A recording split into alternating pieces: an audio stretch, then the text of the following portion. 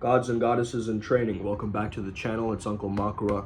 Today we're here to talk about how to break out of the shackles of your stereotype, okay? I had to do this for quite a long time, okay, back in the past, where I was rewriting my character. I was editing the genome sequence code or whatever I was doing, right? In my nerdy ways, locking myself in my dorm room, running these kind of mad scientist experiments on my own consciousness, where I was just training myself and entraining myself using brainwaves and allowing myself to really change up any patterns that I had and that I saw.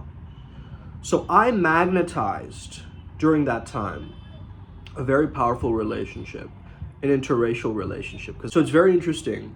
The reason that I broke out of those archetypes helped me connect way better to women who are of a different race to me. This is hands down. Most of my life, I've been with Caucasian women, okay? Because I've lived abroad.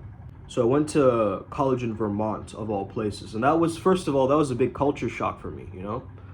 Like going to this place where everybody was kind of like a hippie, you know? Kind of in their own free-spirited. It was like a watered down version of Burning Man or whatever, right? So I went to college there. So start to understand how that formed my identity. Then after I graduated college, I'd moved to London, okay, for a year to do my master's program. And then that style changed me, you see? So everywhere that I went, I took almost like a symbiote, an extract of the place that I'd been to. So I'd grown up in Thailand, took a bit from Thailand, went to Switzerland, took a bit from Switzerland, and I adopted and created this amazing archetype. Now, what I'm learning to this day is that the CIA actually created hip hop. As I heard that, I started to understand that, wait a second, what I knew as hip hop was a programming for me, you know? So how did I break out of all of these stereotypes? First of all, I had to poke holes into my own ego. I had to laugh at the stereotypes. I couldn't hold this wall against it and feel all this attachment towards it. You know, like I was some kind of a social justice warrior, like, oh, that's racist or whatever, right? So I actually, in the beginning stages, what I did was I laughed at myself. I laughed at, you know, other Indians. I laughed at all races. In fact, I tried to adopt this free, carefree, right, mentality. So I wasn't gripping so tight to the, you know, the stereotype of whoever I was trying to be. So I understood the programming and the cultural conditioning was against me. It was against me, it was against me, it was against me. Because from my parents' side, they wanted me to be a doctor. Very stereotypical of an Indian guy to be a doctor, okay, or a lawyer or a chartered accountant or whatever, engineer, right? There's some prerequisite roles, right? As soon as you're born, you already get born into like a family or a wealthy family, and like, you know, you kind of have it like a genome code. Things kind of fit into that code, and then you just kind of move with that, right? However, what I noticed is a lot of Indian families, what they have is this kind of shy boy, polite boy archetype, right? They raise us to be very good-natured good boys, but they don't teach us to be tough men. And this is not the same for everybody, obviously, but I grew up pretty privileged, pretty free, but also made me very, very soft. So then I started to realize, wait a second, I have to harden myself, I have to become tougher as I'm growing older, having more discipline, being more dangerous as a man, having more impact, rather than what? Being of influence, staying in the background, you know, not really shining my light, kind of being hidden and distant, right? And so in the beginning, I poked holes into my own ego, I poked holes into other people's egos, and I realized that there's no attachment to this image, right? Now I had a blank slate to play with. Then I realized, first and foremost, where are my own insecurities? This is very deep what I'm telling you guys, okay? Where are my own insecurities that I notice showing up as a result of me believing in that false narrative or archetype? Where is it in that stereotype that is becoming my cage? And when can I understand that the archetype overrides the stereotype? You see, the archetype is impersonal, it's formless. The stereotype is prejudiced and subjective and personal. You see?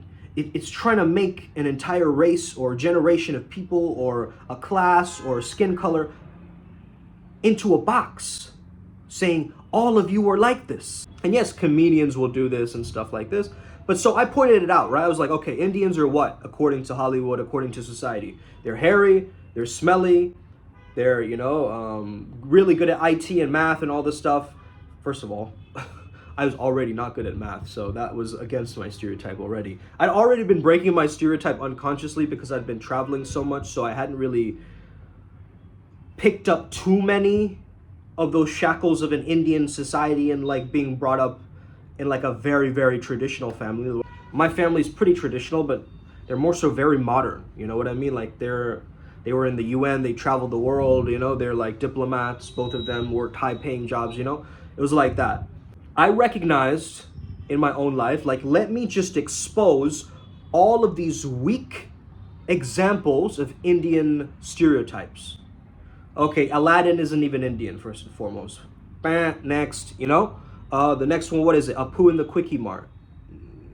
Whatever, dude. Okay, that one doesn't even affect me. I just say, like, it's like being in Kumar and Harold and Kumar movie, like, thank you, come again, and like flipping off the camera, right? It's that energy, right? And so I understood that through those movies. Then I was like, okay, Indians are smelly, just use deodorant, okay? Indians are hairy, hey, learn how to shave. I'm gonna shave my chest, even if it looks kind of weird and I'm not used to it, I'm gonna do that, because it's not universally attractive, okay? Now, I'm not saying I have to morph myself into like a Western ideal, of beauty or whatever, but I am a man who wants to generate an impact. I want to clone myself into the world to be highly unreplicable, and I want to adopt my authenticity for this path, working, and journey. I do not want to look at anybody else and be like, that is my framework, and also that is my framework, and also that is... Yes, they're there to inspire me. They're there to maybe influence some of my ideas. But ultimately, there is a pure truth, a crystallization of a character that is going to come through. And as I say this, there's a robin outside of my window. So I don't know what that means, but we can look it up later, okay? So these kinds of things happen all the time, these synchronicities, right? How can we deny these synchronicities? Right? Everything that I did was meant to get me to this point, right? I override a lot of Indian guys in the dating space because I have chosen to work on my communication and my language. So I don't need to talk in an Indian accent in order to get attention. I don't need to do that. Why? Because I've transcended the accent. The accent isn't important to me enough. You see?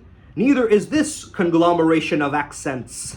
I can speak in a British voice if you would like me to, right? I became an actor too, so understand that dichotomy, right?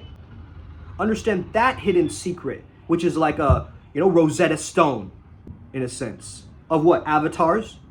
If I learn acting, I can act as anybody on planet Earth, or beyond it, beyond time and space. I can act like an alien or some shit, right? And that gives me freedom. That gives me freedom to explore my avatar and really construct who I want to be. Not who the world paints me as, not who society says that I should be. Oh, look at that nerdy Indian guy. Yeah, he's probably like, oh, hello, a call center. Oh, that's so new, bro. Wow, that's so new. Oh, I've never heard that one before, okay? I've heard it all. Yes, curry. Oh, funny. Ha. Whatever, dude. We created yoga. We created the Mahabharata. Let's fucking go, right? This is the Indian energy. This is Bharat energy. This is that truth, that eternal truth, the Sanatan Dharma. That energy is going to be permeated through us. But we need to embody that. We need to create that guy. We can't be so afraid and walk in the shadows and walk on eggshells and kind of feel embarrassed of our accents. Yo, the Indian accent can sound very, very attractive, but it's got to be refined. You can't be clunky with this thing. Okay? You need to adopt and let go of those identity shifts. If I am resisting being a Bollywood celebrity or whatever, why would I do that to myself?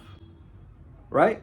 I am looking for survival value. That is it. So, like, why would I cut myself off from the power of my own culture and my ancestors? By admitting to a random little stereotype.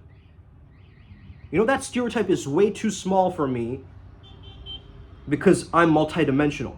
You get that? So that's the mindset shift, and that's how I've done it, and that's how I want you to do it, is expose the insecurities of the stereotype and then work on those first.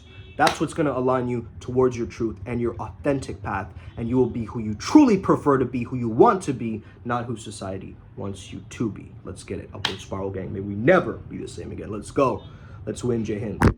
Os.